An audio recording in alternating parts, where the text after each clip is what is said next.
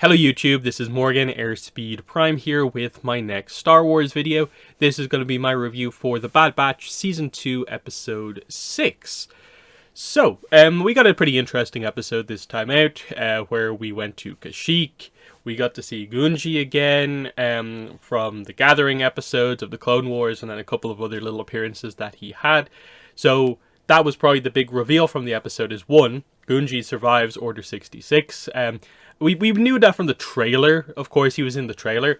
But I suppose this is the full-on reveal introduction of that episode here. So we get that. And the whole episode is effectively the Bad Batch just helping him out.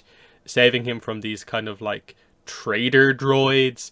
And bringing him to Kashyyyk, where he basically joins the tribe there. And, returns to his homeworld for the first time since he left to become a Jedi. So, an interesting episode, of course, because they make a reference to a character that people care about, and it's a Jedi reference in a series that is very much focused on being like the aftermath of Order 66. So that is pretty notable. The problem with this episode is that once again, this is technically, a filler episode. Now, I don't tend to complain too much about it when they are filler episodes. My bigger issue with The Bad Batch is just that, apart from episode 3, we've had no real indication of what we're actually doing this season. That I don't mind there being a couple of episodes where it's just The Bad Batch doing their thing.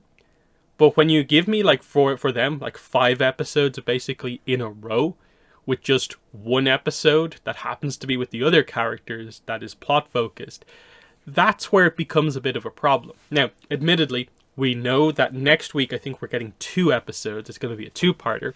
And I'm assuming, without really knowing anything about those episodes, that will probably be where they kick off the plot for the season. But it does mean it will take up to the halfway point for us to finally get into whatever we're actually doing this season. Otherwise, we've very much been going off sort of scraps, like the Echo line from the first episode where he mentioned that, what are we going to do here? Are we fighting back against the Empire, or are we just laying low to protect Omega? There was some slight setup in episode 4 with the whole, are we going to do some sort of a weird plot with Sid? Maybe we'll get back around to that. I don't really know. Some people tried to make it out that the lore reveals from last week's episode meant something big, and maybe they'll reference it again, but we just completely jumped on from that. You'd never think at the start of this episode that last week they faced a giant-sized, ancient technology thing that, predates the Jedi and barely got out of that with their lives. That was the last thing that this group did, was the events of the last episode. But it was just made out to be completely unimportant. And the problem is that I assume, as we jump into the next episode, we'll immediately just be leaving Kashyyyk behind. Now, we didn't immediately see at the end of this episode them, straight away leave. So maybe the next episodes will start with a bit of a, leaving the planet situation. And there'll be a little bit more connectivity between the episodes.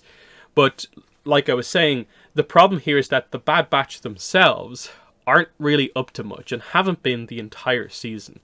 That, okay, Omega and deciding what trajectory the group wants to take on the basis of protecting her is an interesting one because, maybe without her, the rest of the group would like to join the war against the Empire.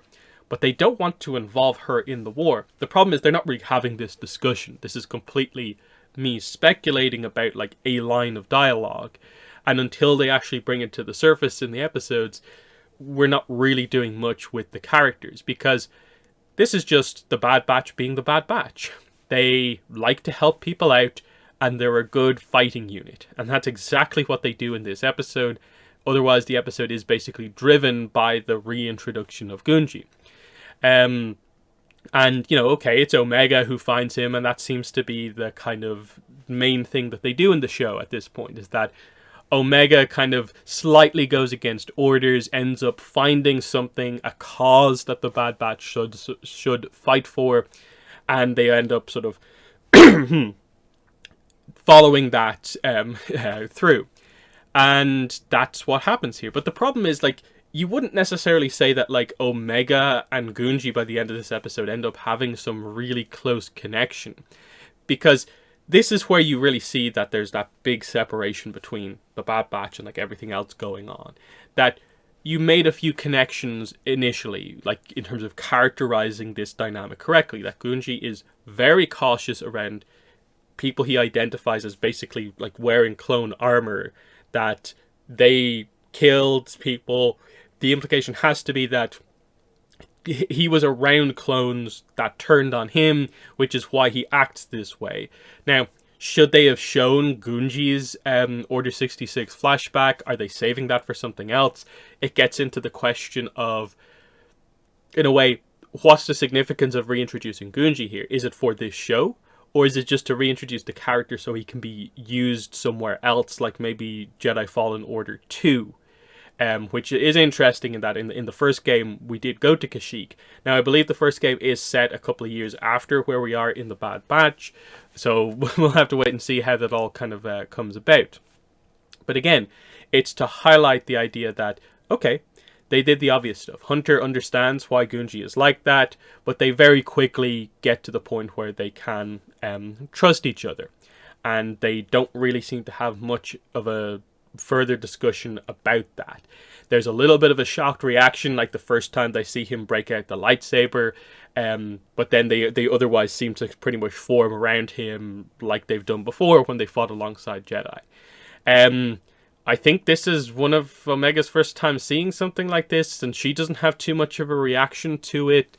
So in terms of, like, would they use her meeting a Jedi as a way to maybe get into the idea of, is she Force sensitive or not? That sort of mystery, if it's still a thing. They didn't do it here.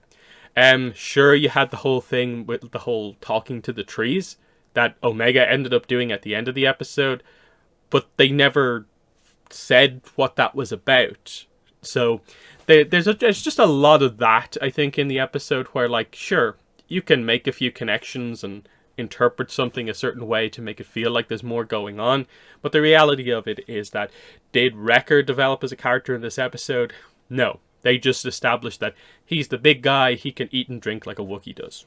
That was his whole dynamic. Tech was basically the translator a lot of the time in this episode. Hunter was the leader, and he also happens to know a bit of Shriwook, the Wookiee language. That was basically him.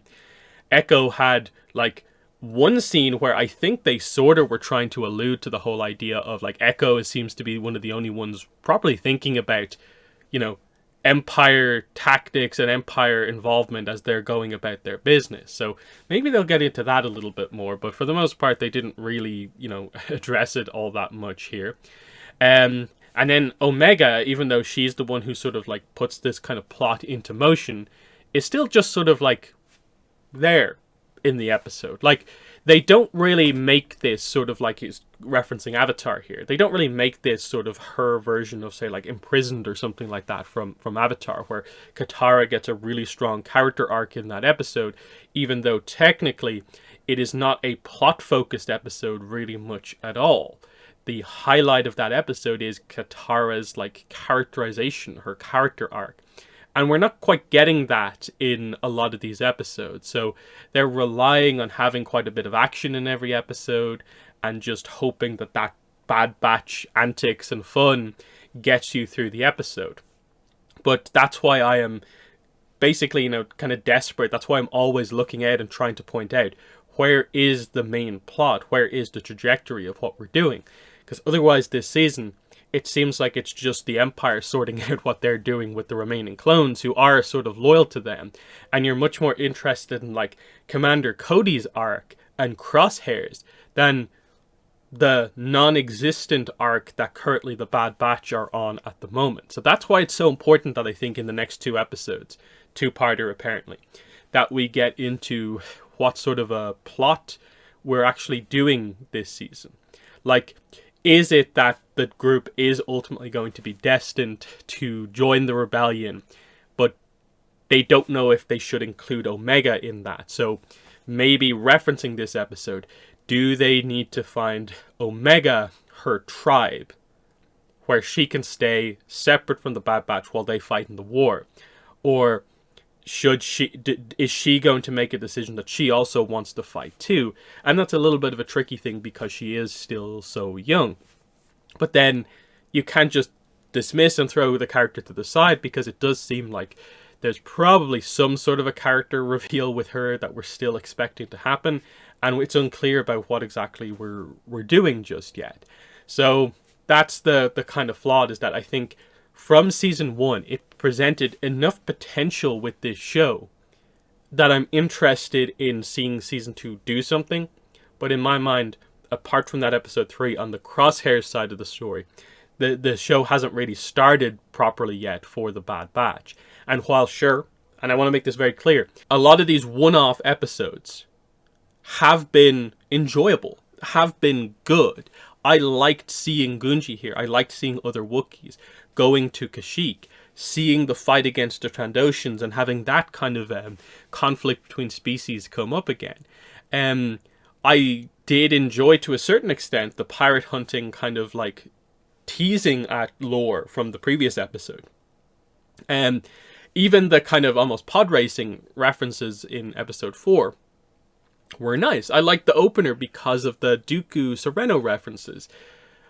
But I remember what I said at the end of season 1 of the Bad Batch, which is that I'm worried that this show only works for the Bad Batch as a group if they have basically cameo appearances from characters, references to other things. Basically anything that is not putting the Bad Batch themselves as characters into the full-on spotlight. And I think it's going to be as simple as just they do something more interesting with them, and that changes the series, the trajectory of the series. It's one of those things where it's to me, the problem is when we get to the end of the season, it's probably just going to be an episode organization problem. That they might have a string of episodes that are a little bit more plot focused, whereas they would be better off separating things out a little bit better. That sure, you do your episode 1, 2, 3 as normal. Maybe you include 4 where it is. But 4 probably shouldn't be followed up by what happens in episode 5. Maybe something more significant should have happened there. Then you do your episode 5. Then you go back to doing something slightly plot focused again. Because I think these one-off episodes are fine when they're distributed nicely across a season. Because if you're too plot focused, it can feel a little bit like, whoa, can we calm things down for a little bit? In certain situations. So there is value to having more of a one-off episode every so often. You do need that. But there's a lot of them in a row here, and they're not doing as much as they, I think, could be doing with these episodes. Like, again, what was the main character takeaway from any of the episodes this season, not including episode 3 for the Bad Batch? Has any of the group grown? Have we learned anything particularly new about our new cast of characters here? And that's the problem. The answer is, in most cases, not really. Like, Tech can pilot surprisingly well in like a kind of pod race style thing, death race, riot racing, or whatever it was called. That's about the only like big reveal, if you can even call it that, in the season. And so it's just kind of trying to have that kind of nuanced opinion that just because there's a couple of filler episodes doesn't mean the show is bad, but the show is not like the best it could be because it's not showing its full hand just yet. And I think we're far enough now into the season where it's a criticism that it's taken them past like the one-third way through the season to maybe next week just about start to get going on things. So we'll see what happens. Like, there's some potential because they met Trandoshans here, and I believe Cid is a Trandoshan. Maybe she'll hear about what happened there. The group also failed, I think, initially, whatever mission they were on with the trader droids. So that might be the setup for something happening with Cid, where she betrays the group, and that sets them free, which is probably what they need to do. So, for the most part, they're my thoughts on the episode. You know, it's interesting that it seems like Gungi has just like been placed with this tribe. He's staying here. He's not going with the Bad Batch as far as we're aware. So he's just going to be here. Now, again, is that a setup for anything? When is the next time we see Gungi? Or is this just meant to be the end of his arc, that he's come back home and this is where he will stay? Now, obviously, that is going to be affected by whatever happens to set up Jedi Fallen Order, where the Empire does basically take over Kashyyyk. That's an arc for him, but where's that going to come out? In what show is that coming out in? Is it Ahsoka? Maybe if they're going to establish that maybe he survived this long because she knows him. Otherwise, it's like, is it Fallen Order 2? Not really sure. So yeah, like I said, they're my thoughts on the episode. In the comments, let me know what your thoughts were, but that's been the video. Thanks for watching, and bye.